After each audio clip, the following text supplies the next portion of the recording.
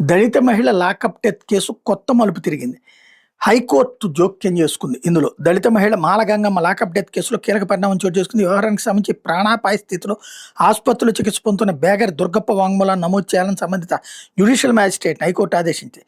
ఒకవేళ దుర్గప్ప ఆసుపత్రి నుంచి డిశ్చార్జ్ అయితే అతను వెంటనే సంబంధిత మ్యాజిస్ట్రేట్ ముందు హాజరుపరచాలని ఆదేశించింది. నమోదు చేసిన వాంగ్మూలాన్ని ఈ నెల 23న తమ ముందుంచాలని మ్యాజిస్ట్రేట్ని హైకోర్టు ఆదేశించింది. ఈ కేసుకు సంబంధించి రిట్ పిటిషన్ కాపీతో పాటు ఈ ఆదేశాల కాపీని సంబంధిత మ్యాజిస్ట్రేట్కి పంపాలని రిజిస్ట్రీని ఆదేశించింది. తదుపరి విచారణ ఈ నెల 23కి వాయిదా వేసింది.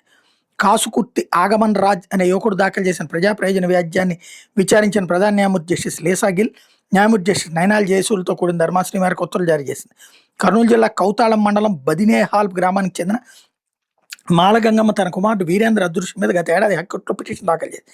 దీని మీద విచారణ జరిపిన హైకోర్టు వీరేంద్ర అదృశ్యంపై ప్రత్యేక దర్యాప్తు బృందాన్ని ఏర్పాటు చేయాలని ప్రభుత్వాన్ని ఆదేశించింది. ఈ ఆదేశాల మేరకు గుంటూరు అదనపు ఎస్పీ కె సుప్రజ నేతృత్వంలో మొత్తం 13 మందితో సిట్ని ఏర్పాటు చేస్తే ఏడాది మే 8న డీజీపీ ఉత్తర్వులు ఇచ్చారు.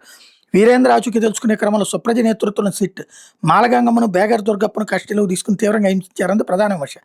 దీని ప్రకారం సిట్టార్చే తట్టుకోలేక గంగమ్మ మృతి చెందింది. తీవ్రంగా గాయపడి ప్రాణాపాయ స్థితిలో ఉన్న దుర్గప్పను కర్నూలు ఆసుపత్రిలో పోలీసులు చేర్చారు.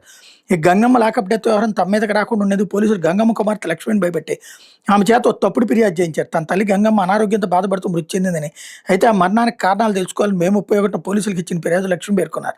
తన తల్లి లో బీపీ విరోచనాలతో బాధపడుతూ ఆసుపత్రిలో చికిత్స తీసుకుంటూ చనిపోయిందని ఫిర్యాదులో పేర్కొన్న లక్ష్మి ఫిర్యాదు చివరి లైన్లో మాత్రం అనారోగ్యంతో కాక మరేదైనా కారణంతో మరణించారో తెలియడం లేదని పేర్కొంది. అనారోగ్యంతో కుటుంబ సభ్యులు మనిస్తే దాని మీద సాధారణంగా ఎవరు పోలీసులు ఫిర్యాదు చేయరు. అయితే లక్ష్మి మాత్రం తల్లి మృతిపై పోలీసులు ఫిర్యాదు చేశారు. ఈ ఫిర్యాదుతో గంగమ్మ లాకప్ డెత్ వ్యవహారం మరుగున పడిపోయింది.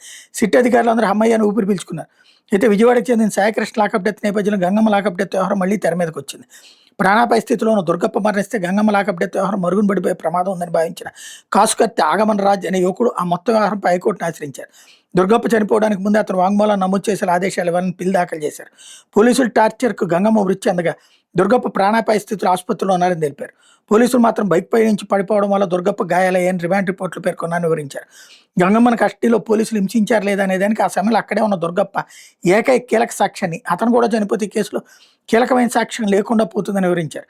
కాగా దుర్గప్ప మోటార్ సైకిల్ నుంచి పట్టడం వల్ల గాయపడ్డారని రిమాండ్ రిపోర్ట్ పేర్కొంటుండే పోలీసులు తరపున ప్రభుత్వ ప్రత్యేక న్యాయవాది సింగమనేని ప్రణతి మాత్రం దుర్గప్ప అనారోగ్యంతో ఆసుపత్రిలో చేరారని ధర్మాసనం ముందు పేర్కొనగా